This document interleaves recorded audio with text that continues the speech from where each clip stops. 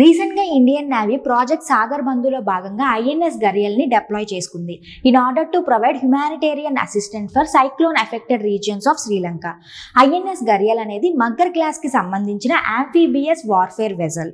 So ఇది ఇండియాలోనే ఇండిజినస్గా డెవలప్ చేసిన సెకండ్ ల్యాండింగ్ షిప్ ట్యాంక్. మరి ఫస్ట్ ల్యాండింగ్ షిప్ ట్యాంక్ ఏంటి? ఐఎన్ఎస్ మగర్. ఐఎన్ఎస్ మగర్ని 2023లో డీకమిషన్ చేసేశారు. సో ప్రెసెంట్ ఆపరేషన్లో ఉన్న ల్యాండింగ్ షిప్ ట్యాంక్ వచ్చేసి ఐఎన్ఎస్ గరియల్. సో ఈ ఐఎన్ఎస్ గరియల్ని ఎవరు డిజైన్ చేశారు? Hindustan shipyard limited and Garden Reach shipbuilders and engineers Kolkata వాళ్ళు దీన్ని డిజైన్ చేశారు.